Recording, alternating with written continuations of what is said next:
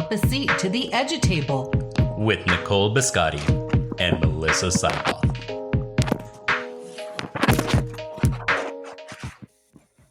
Welcome. We're so glad that you've decided to pull up a seat to the EduTable. The conversation is even more rich the more people that participate. Make sure you invite your friends to listen at the EduTable and continue the conversation either on our forum at theedutable.com or on Twitter at the_edu_table. We hope you're enjoying the podcast as much as we enjoy putting it together. If you do, make sure to leave us a review. It helps the podcast be seen and brings more people to the table.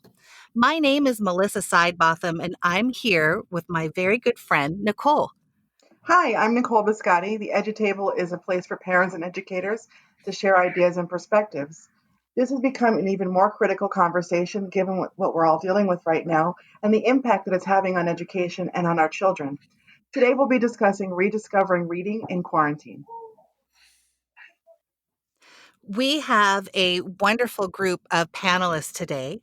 To start us off, I would like to introduce Yashmi Mistry. Yashmi, can you tell us a little bit about yourself?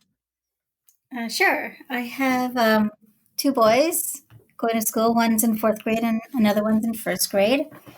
I'm a dietitian and I work part-time and part-time home with my kiddos. Fantastic. Also joining the conversation today, we have Laura Rabe. Hi, Laura. Can you tell us a little bit about you? Yes, I'm a coach and a teacher. I've been teaching more than 45 years. I usually go back to the classroom, but the virus has prevented that this year. And I've written more than 35 books for teachers on reading and writing. And the most recent book I wrote was with my son called Schools Full of Readers, rather. We know they're full of teachers. And hopefully. And it's a book we're very passionate about. But it's a pleasure to be here and to be able to share my ideas on reading. We're so thrilled that you were able to join us. And let's go ahead and have Evan. Evan, can you go ahead and tell us a little bit about yourself? I know your mom just kind of paved that way for us. Yeah, thank you very much. I'm Evan Rabe. I am Laura Rabe's son, and I am a middle school principal. I've been a principal for 20 years. Over the course of that time, had an opportunity to write 3 books, including the most recent book, which is our 4th book, with my mother, Laura, Schools Full of Readers, not Teachers. I also have opportunities to speak and to share ideas with educators across the country. It's a pleasure to be here today. We're very excited that you were able to pull up a seat.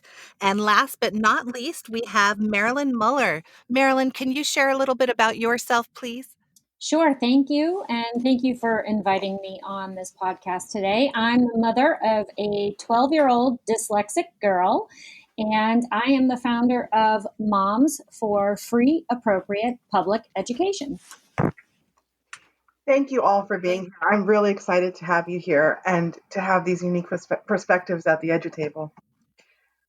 The first question I wanted to ask was, what value does reading have in quarantine? We're all adjusting to sort of this new temporary reality or normal, and I'd like to discuss the value that reading can have during this time. I'm going to jump in. It's wonderful for children who have books at home, or the school has sent home books, or they can access books online. But with a book, they won't be alone. They can go any place. It depends on the book they choose. They can meet different characters and people, and they really develop their imagination. And for the children who struggle with reading, they're at home on a computer. If you go to YouTube, a lot of wonderful picture books.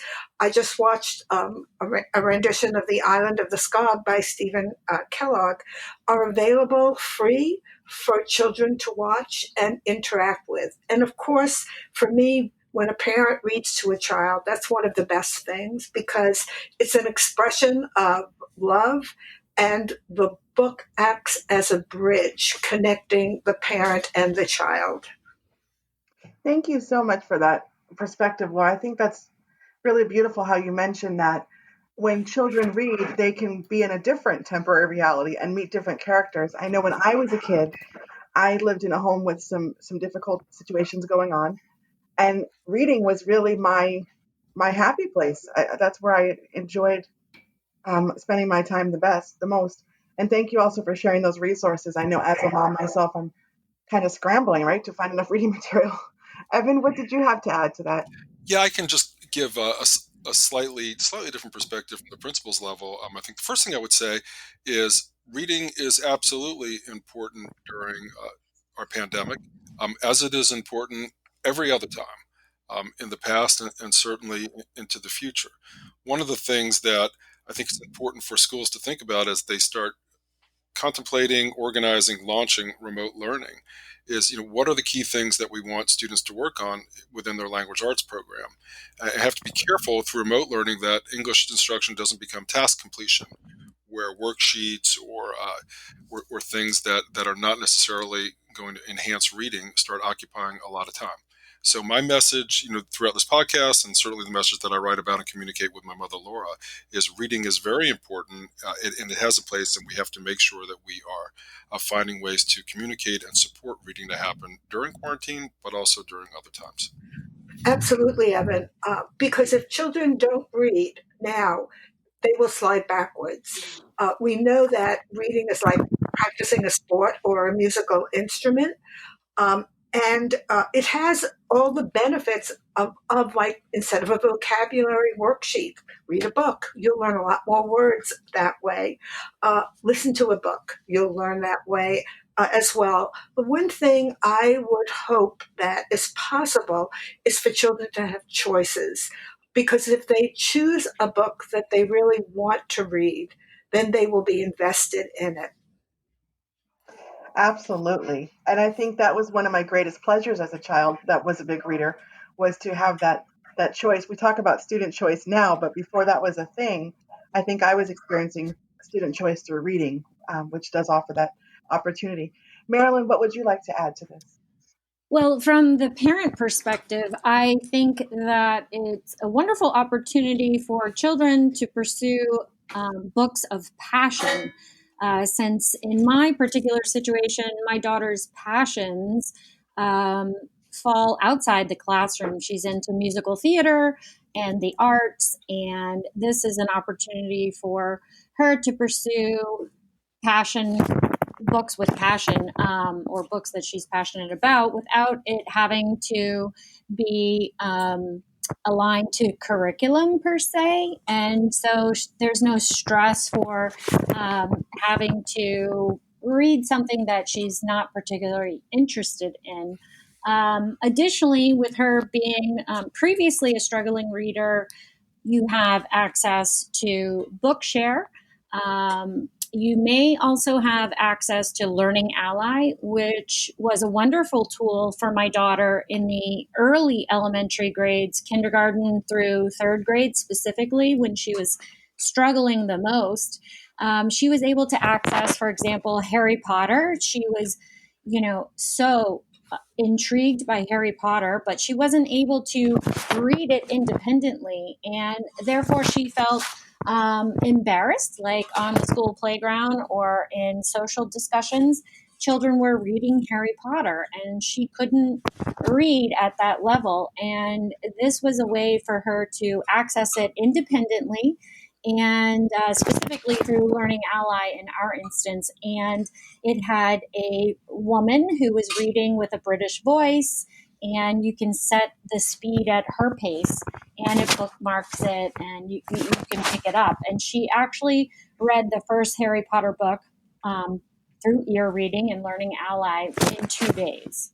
So That's awesome. Thank you for sharing that experience. I think that one thing we're speaking about reading very positively, but one thing we'll touch on later on is what do we do with those kids that are either struggling to read or flat out just don't want to? So thank you for sharing that experience. That's really great.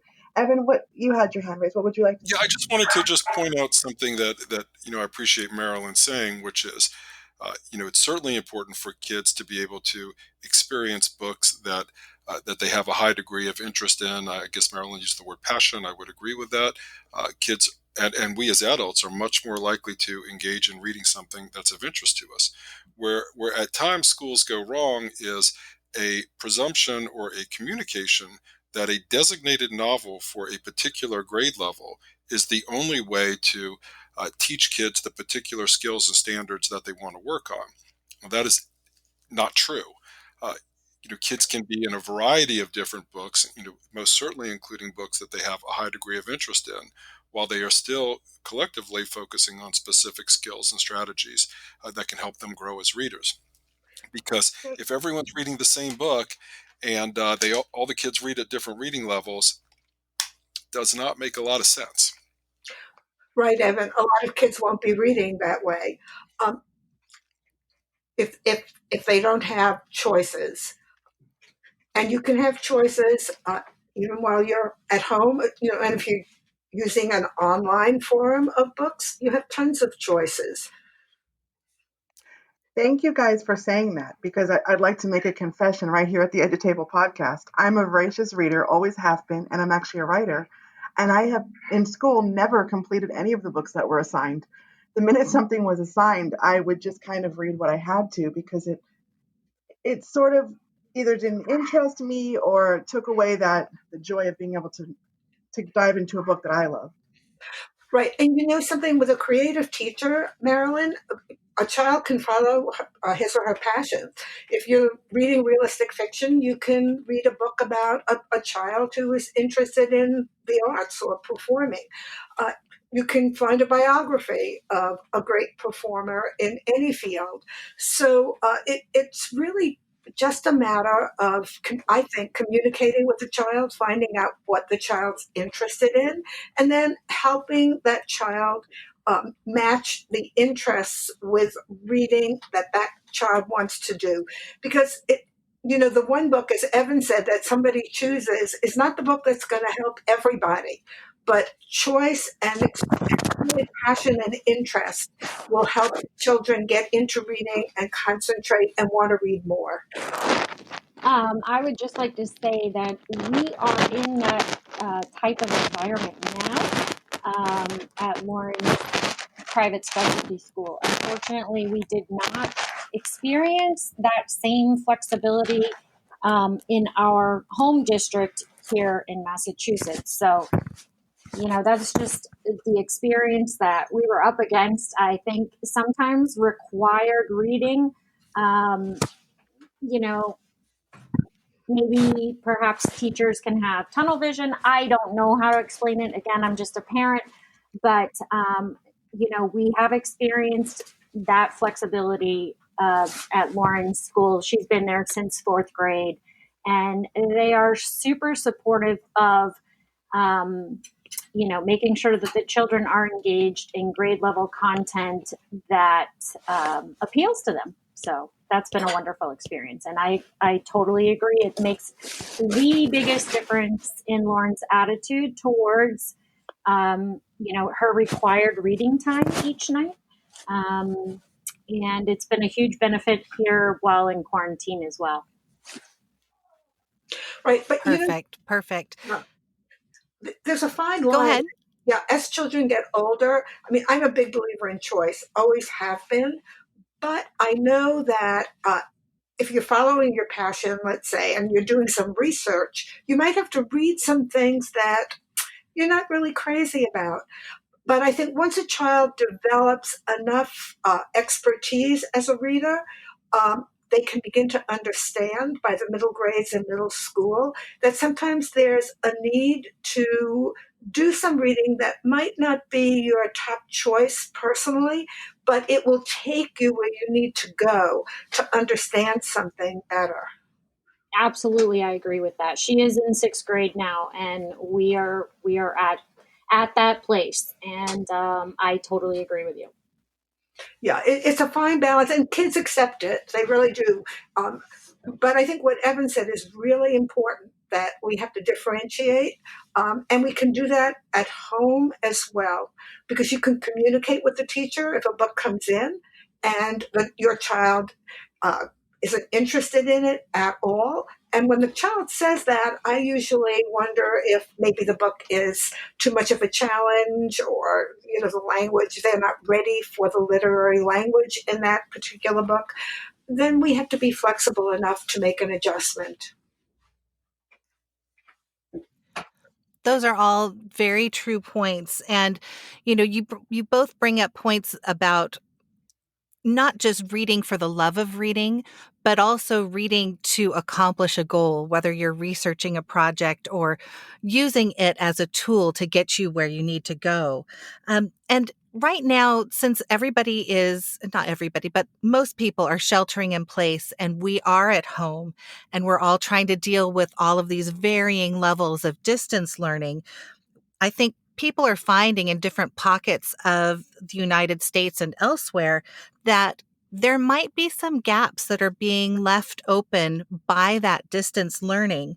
And so my question to the panel is, how do you think that we can use reading at home to fill in some of those gaps? Well, I think that when I imagine that learning at home, I think it's very easy for most parents to see in the language arts or English class that reading is definitely a part of that. But I will give you an example. My granddaughter had to memorize 15 science words out of the context of any reading text, just words on a topic that was really difficult to understand. What we can do to bring reading in is find articles or stories, or they can watch an experiment on YouTube that has to do with that topic, but weave reading into it. Reading is part of science, of math, of social studies, even the fine arts. We have to read music. We might have to read dance notation, and we can also, for sports, read about sports heroes. There are plenty of those and plenty of wonderful biographies. So for me, if reading becomes part of everything you do, then we know that one of the most important things will be in place when we go back to our normal school routines, that the children have not slipped back because they haven't been reading, but because they have been reading in all subjects, they're making really solid progress. Very good point. Evan, did you have something to add? Yeah, I think that, appreciate what my mother said and certainly agree with that 100%. We, as educators, need to encourage children to read, and certainly need to encourage parents to support reading. I will repeat what my mother said, which is just like anything in life, and the athletic example was a good one, the more you practice anything, the better you get at it. Mom was talking about reading as a vehicle to improve your thinking, to improve your understanding of learning, critical thinking, things of that nature. I think the thing that we need to be careful about is that remote learning, and I'm very careful with the word remote learning versus remote task completion. The example that my mother gave about, of my sister's daughter completing an assignment that she couldn't make any connection to is what I would call remote task completion. That is certainly not going to be a catalyst to get kids excited about reading. And I think in its most simplest way is simply a source of frustration for kids and families, and something that we need to really make sure that we're moving away from. Absolutely. I've heard a lot of, oh, I'm No, sorry. Go ahead, Laura. No, I just wanted to agree with him wholeheartedly. Mm-hmm. Mm-hmm. And it's interesting. I was speaking with a parent friend of mine last night, and we were talking about this podcast and the topic of learning to read at home. And her children are older, but she was telling me that she's got one who is very into fiction. He read every series out there and just completely immersed himself in those stories. And she would qualify her son as, an avid reader and somebody who loves reading. And then she has her daughter who who is not a big fan of fiction. However, she's just recently discovered, and her daughter is in middle school, that she really does enjoy reading recipes and learning how to cook. She really does enjoy reading up different water polo or swimming techniques and figuring out how to apply that to her own skills. And so reading can take different forms. And also going back to what Marilyn had said earlier, I don't think we can discount the impact and the importance of the audiobook. I think that allowing children to access that reading however they can and making sure it's connected to something they're passionate about is really the key. Marilyn, it looks like you had something to say. Yes. So again, the parent perspective and the reality of being quarantined or sheltering in place at home is we have, 12 to 14 hours where these kids are awake. And I don't think anyone can be 100% successful at keeping their children away from video games. And so one thing that I did in collaborating with the teachers at her school was I asked if there was some extra reading that we could do together. And so the teacher during his office hours sort of asked her, science or history, what interests you the most? And of course, knowing more, and it was history as it pertains to academic curriculum. And so he went and spoke with the history teacher, and long story short is they recommended a book that we could read together because I did want to read it with her because she is doing other reading for her distance teaching and her virtual classes on, Google Hangout is the format they're using. So they came back to me with a suggestion of, I think it's Mummies in the Morning, which is a Magic Treehouse book, and it's actually a supplement to the Egypt unit that is coming up in the future, near future. So we're going to be able to sort of prep her for her upcoming Egypt unit in history, and we're going to be engaging in content that she's interested in because she does love history. And then I thought we would make it, a learning together. So her and I will alternate reading. She'll read, either a couple pages and then I'll read a couple pages because I always like to check in with how her comprehension is when she's reading versus her comprehension when I'm reading, because even in kindergarten, she could comprehend everything I read to her. She did not comprehend most of what she read independently. But again, that was at the point where she was struggling the greatest, was in kindergarten. She made absolutely no progress her entire year of kindergarten with decoding skills. Marilyn, you bring up an excellent point that I'd like to expand on, and it really segues nicely into our next question. I wanted to address family time because you're right. Our kids are awake like for a lot of hours, right? And we're all in this house together for most of us. Some people are still working outside the home, but a lot of us are in the house all day. And, I've read things about people getting into puzzles again and board games.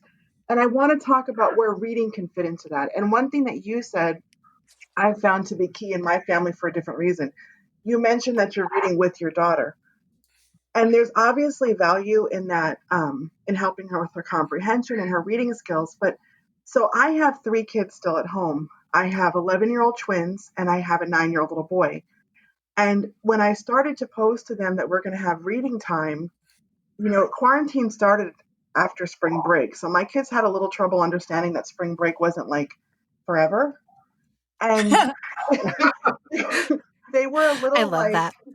Yeah, they were a little like, well, they didn't put our classes online yet, Mom. And, and I said, no, we're going to have reading time. And what I found was that when I said, you know what, we're all going to read, the house stops, everything stops in the house, and we're all going to spend time reading. I noticed that the 9-year-old who has ADHD and often won't even sit still long enough to read snuggled up next to me and became interested. So I noticed that has become a part of it, just that togetherness that kids seem to crave, even when they're home with us for 14 hours a week. So I wanted to see what the rest of you thought of that. If you, what strategies have you found that are helping families bond, or what suggestions do you have? And also, the other issue that I'm having as a parent is keeping up with resources for books. So we've been downloading a lot of books, but I'd like to know if any of you have resources that are free. I know Laura touched on a few, but maybe just to expand on those options for people and ideas. Well, to go back to the first part of your question, families reading together, I think that that's something that should happen all the time.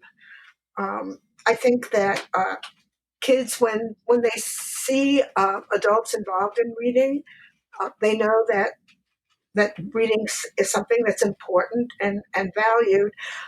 But it can come in many ways. We can build prior knowledge, just as Marilyn is doing by reading those books. And there's a nonfiction companion to that book by Mary Pope Osborne that's wonderful too, on mummies in Egypt. But I think that there are lots of other kinds of reading together and listening together. I think if you watch a movie, you should talk about it. And we never do that. We just watch it and then leave. It's the conversation about the movie and what you're seeing is very similar to a conversation about a book. And you can really show kids those connections. You can watch a great video and talk about it. And the beauty of a video on your computer is you can rewatch it because a lot of times it has a lot of information. It's just learning to talk to your child about something other than what's going on in their life or the house or duties they have, which would be a book or a video or a movie, and listening very carefully to them. Yes, thank you very much for that point. And I really like how you mentioned that movies are kind of okay, because for a lot of us, it's easier to get our kids maybe to watch a movie than always to read a book, because that can kind of depend on their mood if they're willing to read at the moment. But movies are a great thing right now for families and a great opportunity for learning about different places and different times and things like that. Marilyn? Yep. Sorry, I'm going to chime in again. No, please do. We're glad that you're doing that. Thank you.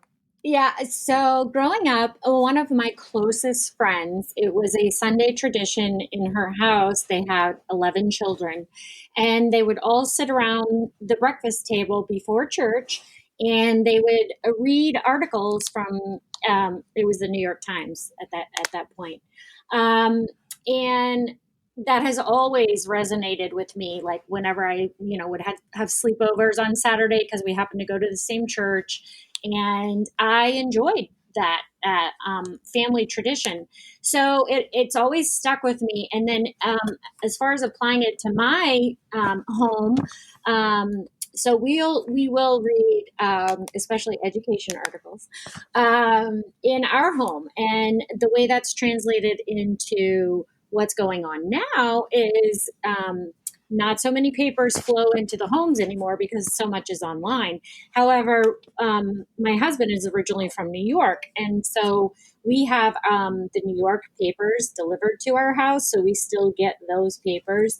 And so we will take turns reading the daily paper in this particular situation. And I think one of the great things about reading the paper daily with the children is, number one, you can pull out some things they may be anxious about that they wouldn't normally tell you, or they may not think about because, like my daughter has executive functioning weaknesses, and, if she's thinking of something and if she doesn't get it out right then, she may forget it. So it's also a conversation starter about things that are going on in life and ways to cope with what is going on right now.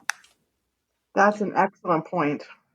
Yeah, the other thing I love to see families do is read poetry. And you can get wonderful poems online and give children choice, and children can practice and perform for dessert at the dinner table, short poems, or they can just read them with you together. But the language of poetry is very different from the language of a novel or a biography or informational text. And I think they need to tune their ears and their imaginations to all kinds of literature.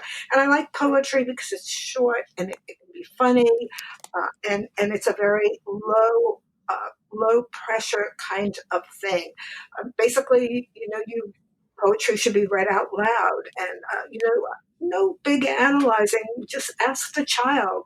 So how did that make you feel? And if the child doesn't say anything, you share your feelings so the child understands. I think I worry that parents, feel now that they're compelled to be teacher, and they have to help the kids do the work that comes from school. But in other areas, I think we need to look at it at the reading maybe a little bit differently, so that it is always in a very positive and happy environment.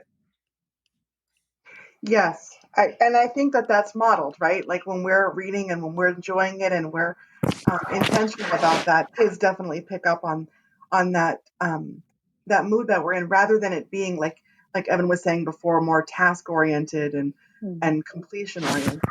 Evan, what did you have to add to this? Just a couple quick things. I think that there's potentially good opportunities to share information.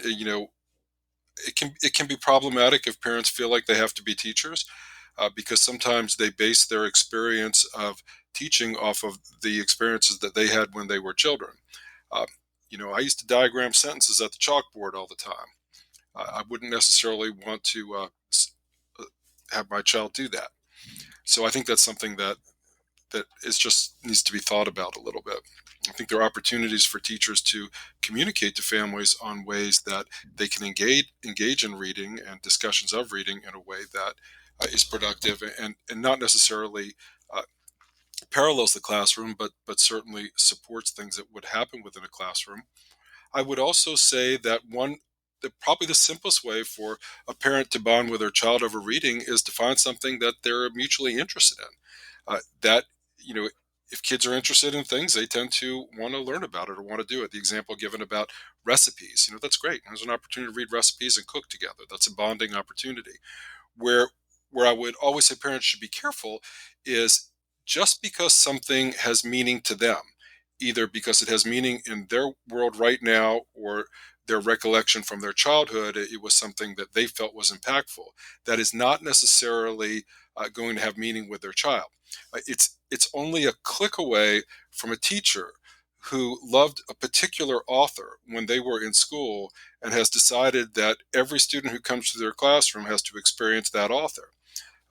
Probably won't work for all kids. So again, my message is all about choice, building connections, engagement, and doing things in a way that is productive for the child, and certainly for parents who want to engage in discussions with their child about reading. Absolutely, Evan. And I think, kids, they let you know either verbally or with their body language or their gestures how they feel about what's going on. And if you see a negative reaction, don't take it personally.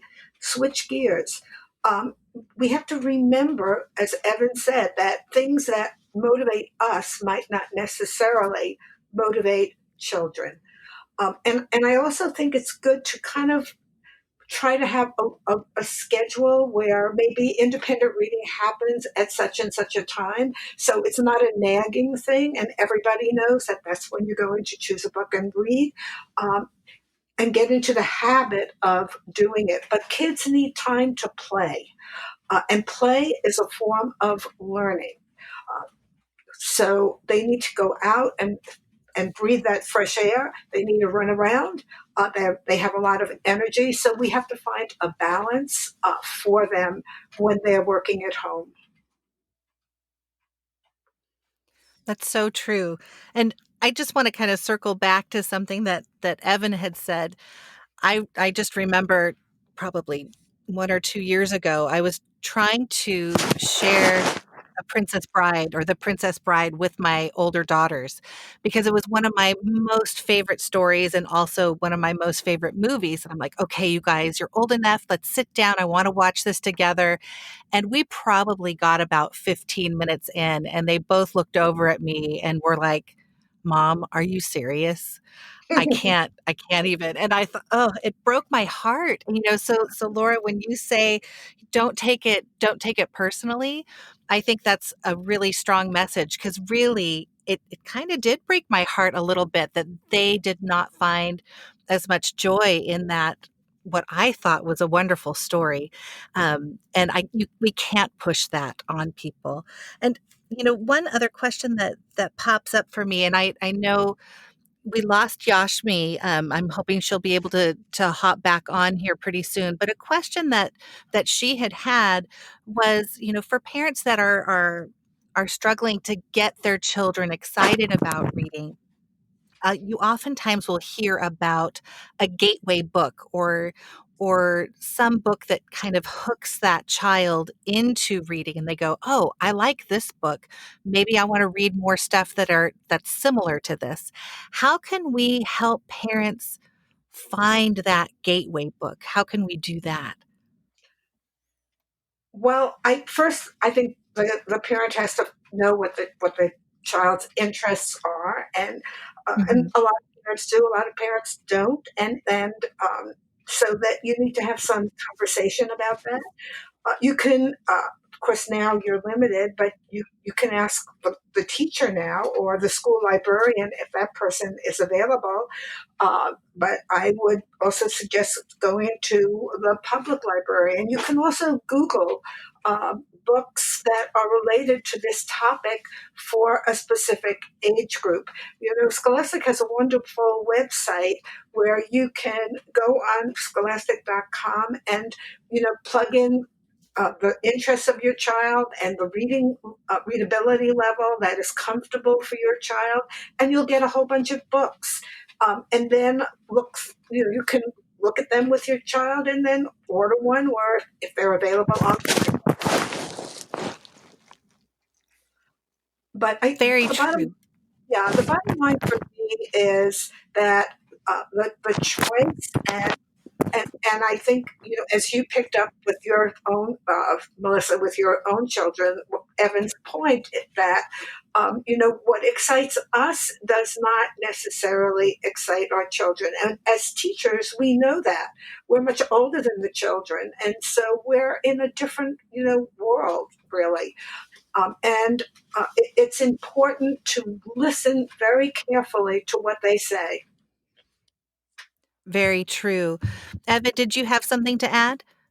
No, not really something to add, but I can give you an example because Mhm. a little story that mom had helped me. So without going into a long sort of diatribe about this, I was a rather reluctant reader when I was growing up. But when I was in middle school, I became a really big fan of James Bond movies, and so love watching those Sean Connery movies. And I think then Roger Moore was the James Bond at that given time, and I just loved the movies. But I didn't realize that they were written by Ian Fleming, and mom had helped guide me at that point to reading the movies through Ian Fleming's words in his books, and suddenly changed my whole dynamic about reading. I became really, really interested in reading because I connected to these books, connected to the character, and that was just made a significant impact for me. So I always encourage families to pay attention to things that your children are interested in, even if it's a movie or something that you may not immediately think relates to a book. There might be opportunities to create a different kind of connection and in turn a love of reading.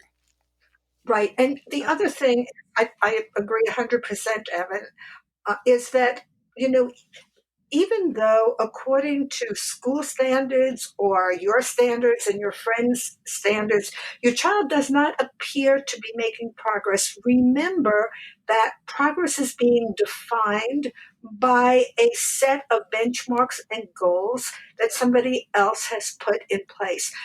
And I'll share a story with you too, because my granddaughter is dyslexic, and my daughter was like in a panic. She didn't have X number of words when she was 3, and now it's very difficult to get her at 13 to stop talking. And I said, don't go for that information. Every child moves at a slightly different rate. But I can tell you that if a person is living and breathing and being exposed to experiences, they are learning. Very true. Now, Evan, I have to ask you the time old question. What was better, the book or the movie? Sean Connery movies were better than the book, but after that, I would say the book. I was There you go. a fan And Marilyn, of Dr. No and then Goldfinger, I think, right after that. Marilyn, you had something to add? Yeah, again, from the parent perspective and from personal experience, number one, your child, it is necessity it's a requirement to have the skills to be able to read, to decode words, to read a book, and to piggyback some of what Laura just mentioned. My child is a tenacious, gregarious, high verbal, presents like the most outgoing child you could ever meet. She loves the stage. She loves to perform, but she could not read. And there is a point at which the lack of those skills began to affect her passions or her love for performing, because she was not able to read her scripts. So at that point, that's when you must acknowledge that this is a detriment to the person. And so once she acquired the skills necessary, not only to read her scripts for her performances, but she also has a talent manager and she goes in on cold auditions. You have to be able to read whatever it is, the director or whoever is hosting the audition. You have to be able to read what they hand you. If you can't read, then they're definitely not going to hire you. So, I do believe that you have to have the skills. There has to be an interest in the content. And of course, all of this is age appropriate, right? And then access, for some kids who may be struggling, and the struggle is real, access to audiobooks can be life changing, not only for the child, but even at school, or the whole way they approach their feelings towards reading. Again, I refer back to my child's experience. She was in first or second grade, I forget at this point, but the Harry Potter thing, it hurt her emotionally and socially that she couldn't have a conversation about Harry Potter on the playground. And as a mom, I was like, well, there's a way to fix that. And that's what Learning Ally did for her. It gave her that access to that book that was so important to her, which, of course, as you know, once it was read to her and she talked about it on the playground, you never heard that ever again. We conquered that mountain. But it can be a very sensitive subject for children who struggle to read, and many children, I think more than we know, struggle to read because too many children are under identified with reading struggles, in my opinion. So. Well, Marilyn, that's all over the country. Those are the children that I've been working with for the last 10 years intensively. But, and I hear you, and I know that the children suffer and they talk about it, but I have worked with children who did not really start reading until third and fourth grade. And it was a lot of hard work with parents and with the child to keep that child positive. And that's like an extreme. But everyone can learn how to read. Absolutely, I really they believe can. in that. Absolutely. I totally agree with that. Every child has Evan, did you have something to add to that? No, what I was going to add, and it had to go back to what my mother had said about sometimes how students are evaluated or instructed on their reading can impact their sense of reading. So, there are clearly some kids that need help with the skills, the technical aspects of learning how to read. But sometimes in schools, there are kids who read fine, but the instructional experiences that they have make them into non-readers. So I'll just give a very simple example. Let's say that there's a particular language arts class where the grade is defined by a certain amount of reading log entries that need to be signed by a parent, that need to be a certain length, or the language arts grade is about reading a certain number of books, and that's either an A, B, C, D, or F, depending on the number. So there are things that can be set up within the instruction within a classroom that can make reading an incredibly unpleasant experience for kids, even if they read fine. Yep. And that's just Absolutely. another thing, that we as educators really need to think about. Yes. And then you also have introverts. I mean, Absolutely.